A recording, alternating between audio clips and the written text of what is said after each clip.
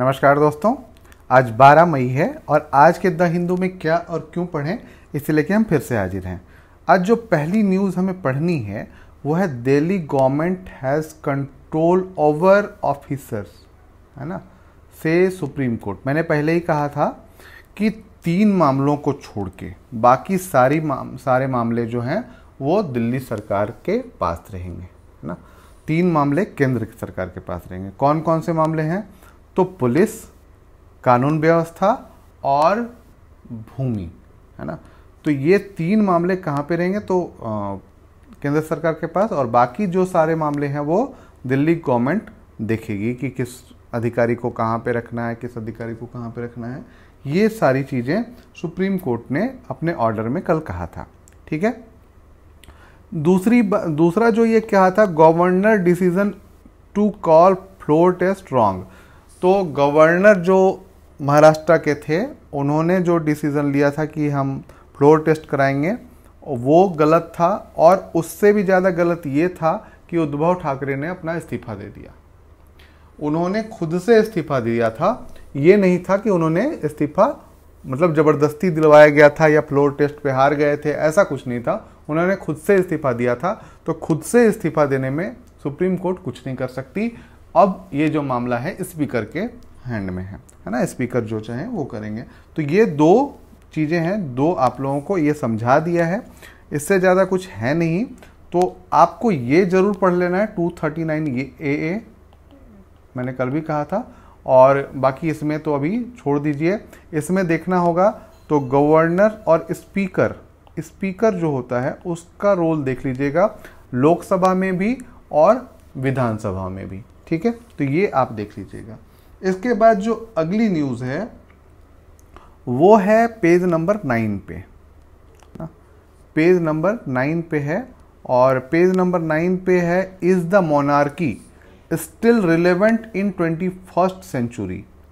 Monarchy मतलब राजशाही, है ना, आज भी रिलेवेंट है 21st सेंचुरी में, 21वीं सदी में क्या आज भी राजशाही चलनी चाहिए? इसी पे सवाल किया गया है।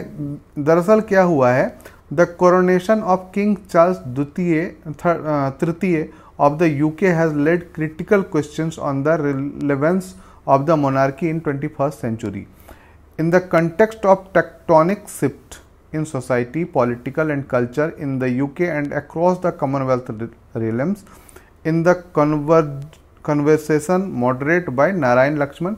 तो यहाँ पे इन दोनों ने मतलब एक तरीके से एक अपने अपने तर्क दिए हैं कि क्या होना चाहिए, क्यों या ऐसे, क्या एक सिर्फ और सिर्फ मतलब एक क्या बोलते हैं नाम मात्र का रह गया है, या दिखावा के लिए रह गया है, या फिर एक परंपरा है उसको निभा रहे हैं। इस तरीके की चीज़ें, जैसे बहुत सारे ब्रिटेन में ही बहुत ज़्यादा विरोध हुआ है कि कोई हमारा राजा नहीं है, हम किसी को राजा नहीं मानते हैं, इस तरीके के बहुत विरोध हुए हैं। इसी पे एक बहस है और इसी पे एक पक्ष विपक्ष है, और मतलब चीज़ों को दिखाया गया है। तो आप इसे पढ़ सकते हैं, है ना। इसके बाद है पेज नंबर 11 में, है ना, पेज नंबर 11 में वही है, jurisdiction conflict in running of Delhi, है ना। दिल्ली चलाने के लिए जो जुरिडिक्शन कॉन्फ्लिक्ट है उसी पे बात की गई। सुप्रीम कोर्ट का जो निर्णय आया है उसी पे पूरा मामला है, और इसकी एक विवेचना यहाँ पे मिल जाएगा, एनालिसिस मिल जाएगा। तो आप यहाँ से पढ़ सकते हैं, ठीक है। इसके बाद जो है अगली न्यूज़ हमें पढ़नी है वो है पेज नंबर 16 पे। पेज नंबर 16 पे है, और पेज नंबर 16 पे भी हमें जो पढ़ना है GST ई-इनवॉइसिंग, है ना। GST के लिए e invoicing to include smaller firms from August 1। E invoicing के लिए अभी बड़े फॉर्मों की बात की गई थी, लेकिन अब क्या होगा कि छोटे फॉर्म्स जो हैं उनको भी इसमें शामिल कर दिया जाएगा, है ना। यहाँ पे with an annual turnover of 5 crore to use e invoices from August, मतलब 5 करोड़ तक जो टर्नओवर हैं मतलब तो उनको ई इनवॉइसिंग 1 अगस्त से मतलब कर सकते हैं, वो इस पे बात की गई है, ठीक है। तो ये बढ़िया है, और जितने भी ई या ई चालान हो या ई रिसिप्ट हो या इलेक्ट्रॉनिक जो भी लग जाएगा, उसमें क्या होता है, एक तो बाधा ये होती है कि बिचौलिए ख़त्म हो जाते हैं, दूसरा ऑनलाइन फाइल होता है तो ऑफिस में भीड़ कम हो जाते हैं, तीसरी बात इसमें क्या है कि बहुत सारी दिक्कतें जो हमें अपलोड करना होता है वो सीधे सीधे किसी का पक्ष लेके नहीं कि किसी के पास, जैसे मान लीजिए कि आपको एक सर्टिफिकेट बनवाना था और आपको A, B, C और D 4 प्रमाण चाहिए थे, है ना। अब आपके पास जब आप गए ऑफिस तब आपको पता चला आप 3 प्रमाण लेके गए थे या 2 प्रमाण लेके गए थे, आपको वहाँ पता चला कि C भी चाहिए और D भी चाहिए। ऑनलाइन में क्या होता है कि आपको यहाँ पे स्पष्ट होता है कि ये मैंडेटरी, ये मैंडेटरी, ये मैंडेटरी, ये मैंडेटरी, तो आपको वो देना पड़ेगा। अब वो देना पड़ेगा और जब आपने पूरा फुलफिल कर लिया है तो ये ऑटो जनरेटेड हो जाता है, ऑटोमेटिक जनरेट हो जाता है, जिसमें क्या होता है कि किसी को आपको घूस देने की आवश्यकता नहीं होती या भ्रष्टाचार के कम होने में सहायक सिद्ध होता है ना। तो इस प्रकार की बातें हैं, तो इसे आप देख लीजिएगा। इसके बाद है ईवी, एक न्यूज़ है नीचे, EV green tech to drive India growth, है ना। यहाँ पे India's growth in the next 10 years will be driven mostly by electrification, है ना। तो इनका कहना है, पॉल मेरियट हैं और पॉल मेरियट हैं प्रेसिडेंट हैं सैप एशिया पैसिफिक के। तो ये एक कहना है कि जो आने वाले 10 साल में वो क्या है कि पूरा भारत जो है electrification, energy transition, green technology and renewable as they stand to offer a huge and long term business opportunity for the country, है ना। तो इलेक्ट्रिफिकेशन या रिन्यूएबल एनर्जी के दिशा में एक बहुत बड़ा उद्योग तैयार हो जाएगा और ये क्षेत्र काफ़ी कारगर सिद्ध होगा, इसी पे पूरी बात की गई है, तो आप इसे पढ़ सकते हैं।